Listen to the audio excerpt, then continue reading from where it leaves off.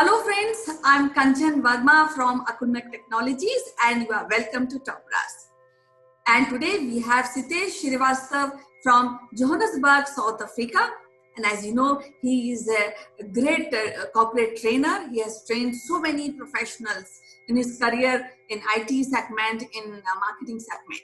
And has a deep interest in training and doing education for children. And imparting education for children.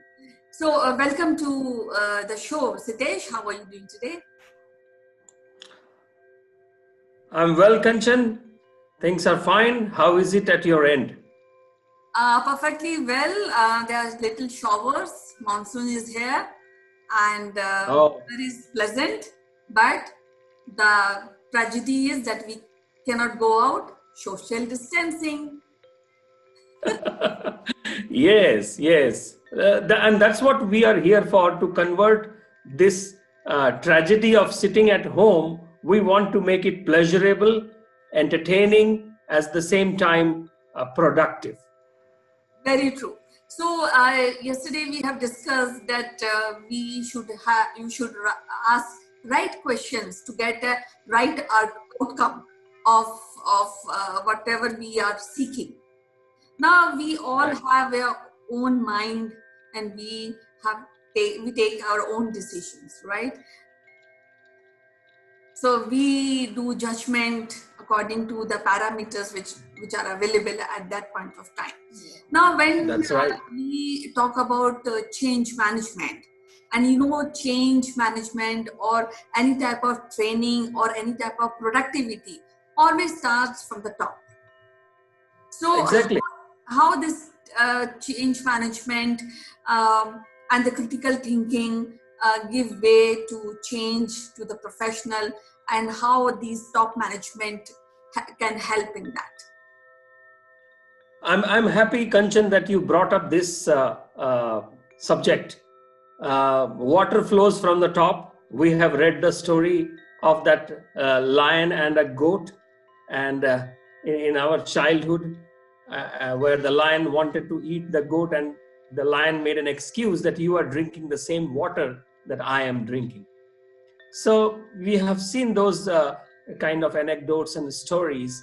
In the change management's perspective, the change has to come from the top, and that is actually a great statement. At the same time, it is also a cliche, Kanchan, about whether change management or bringing a change has to be both sides, this side as well as the top to bottom or bottom to top. This has always been the question.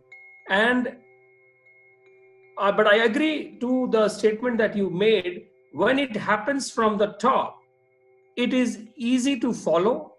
It is easy to make it as a culture of the organization, because we see our seniors, our leaders, our bosses implementing it, doing it, bringing it into the realm of everyday operations.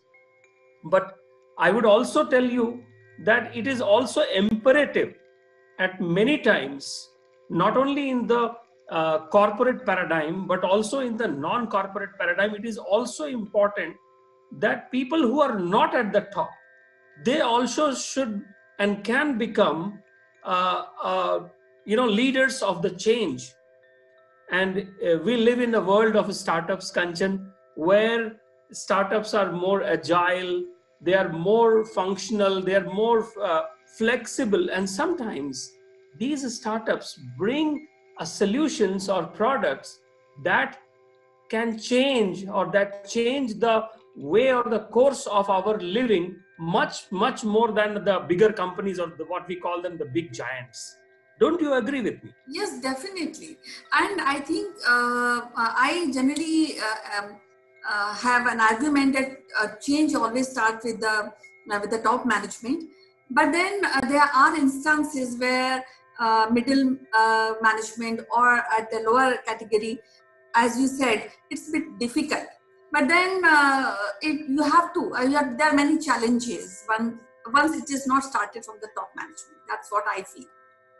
Exactly, exactly. And if you can see it in every walks of life, whether it is a school, where if we take a school for a moment, we think that the teachers should try to bring that kind of a change, or the management of the school should bring that kind of a change.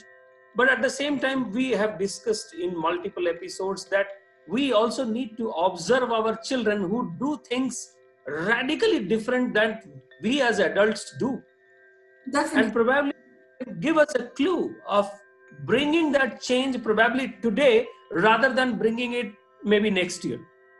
Mm-hmm. If we see our electoral reforms, or the elections, we select, or we elect our representatives who go and rule us in all the democracies of this world, and then we expect the change should happen from the top. Mm-hmm. But it is the same people whom we have elected, right? Who has to bring the change is something that has to have a both balances on both sides of the spectrum.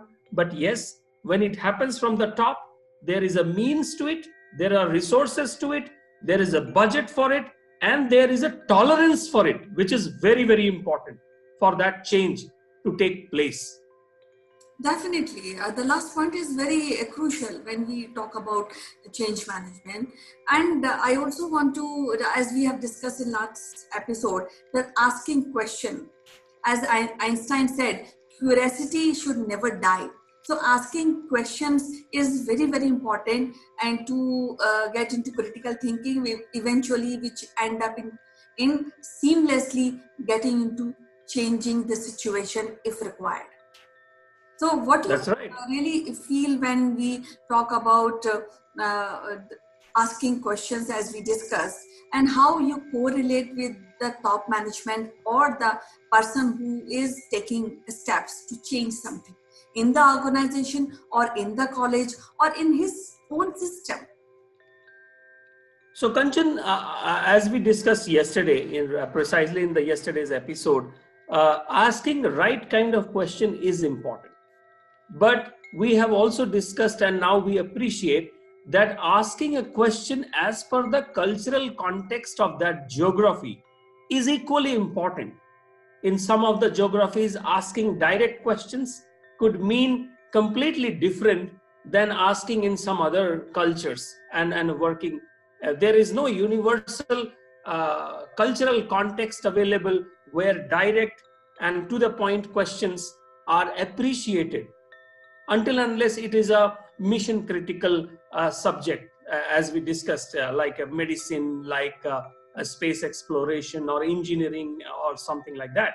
But in most of the cases, asking a question needs an understanding of the cultural aspect. And that is what is the top management can enable the youngsters, the juniors, the middle-layer management, to encourage them to ask questions.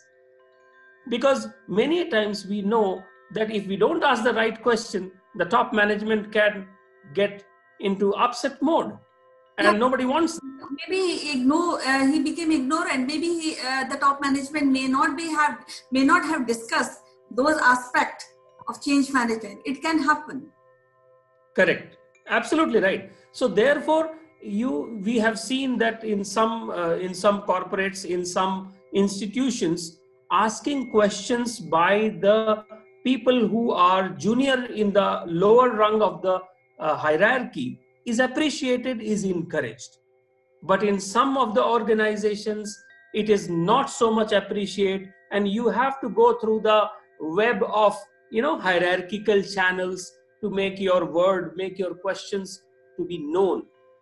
So that actually has a premise of this thinking that every question to a senior leader is actually hurting somebody's personality. But that may not be the case. That may not be the case. It could be a very, very genuine question, but yes, I agree, it has to be framed nicely. I don't agree to sugarcoat it, but it has to be framed nicely. If there are some political connotations, then there is a need to be politically correct as well. But then there is a very, very fine difference, Kanchan, between bluntness and intelligence. Do you agree? Very well said. Very well said. At this point, I want to ask you, then asking questions, the right questions, need training or experience? I think it needs experience rather than training. It needs an experience. And if we talk about the mission critical projects, mission critical engagements that we have discussed, then people can be trained to ask the next level questions. For example, in engineering design, in space exploration, in design thinking, it is important to ask the right frame of questions, which can be trained.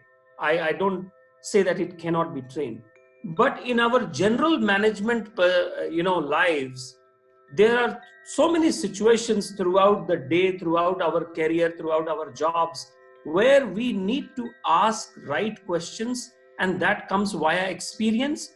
At the same time, it also comes via somebody's encouragement to understand to that question and say, thank you for asking me that question. How many times we have heard somebody saying that, right? Yes, definitely.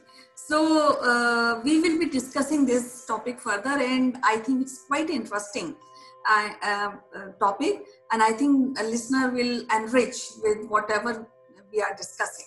So tomorrow we'll again meet and discuss this topic further. As usual, it was a pleasure to talk to you. So till tomorrow, bye-bye. Take care. Thank you, Kanchan. Have a great day ahead and try to enjoy the showers in Hyderabad. Thank you. Bye.